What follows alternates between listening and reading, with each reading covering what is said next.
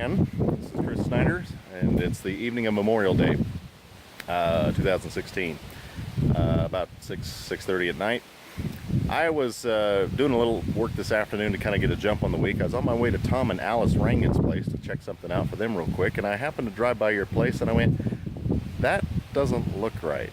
Now, of course, I turned on the sprinkler several weeks ago, and everything was working then.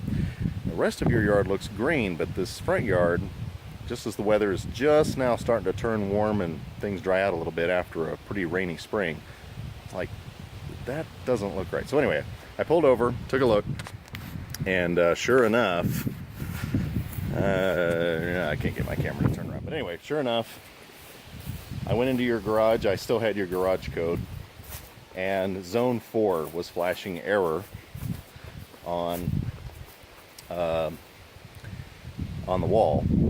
And this is the number 4 valve that runs the front yard. And as you can see, we have a dead solenoid here. I put a new solenoid in just now, and the error is gone. Zone 4 now turns on in the front yard like it should. So, sorry for the shaky video, but anyway, that's a deal. And as you see, you walk around. This is the east side of your house. And and then we go around the back here. All this is nice and green. Come around the back here. We're doing fine. So it's just the front yard, and the weather is just now starting to turn. So even the front isn't horrible. It's still recovering from what happened last year, but we caught it. Another week or so from now would have been a lot worse as we head into the hundreds. But we're barely 70 degrees here today, and so anyway. That's what happened, and you're all fixed. Follow-up video as I'm getting ready to leave. When I came in, this alarm light was on and it was flashing zone 4 error. And so now with the new solenoid in, solenoids are basically like coils. I mean, they're just like on old cars, coils go bad. So change the solenoid out, rewire, wire it in. Now we got zone 4. And with that manually started, you can now see that we have water. Everything just like it should be. Whoa! I always forget that sprinkler. Joys of being a sprinkler guy. So, there you go. So I will do, just for your benefit here, I will do just a pan of the yard. Like I said, it's not too bad.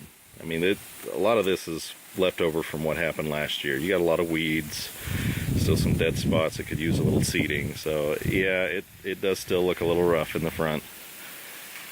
But that's a lot of the way I found it when I came earlier this year as well. So much of this is left over from last year. As far as any additional damage this year, I think we caught it just in time. And we'll be all right. I've turned the water up pretty heavy. If we were to hit this with some herbicide to get these weeds out of here, a little bit of overseeding a little later to get a little grass going, you'd be fine. In the meantime, I'm dumping the water on this front yard 7 days a week.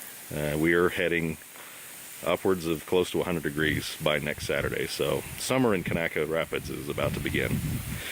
Do have a few weeds in your yard here, or in the shrub beds. So, if you got any friends or kids around here who like to pull weeds, it's not horrible, but there's a few. So, otherwise, you're doing all right up here. One more pan shot from this corner of your front yard.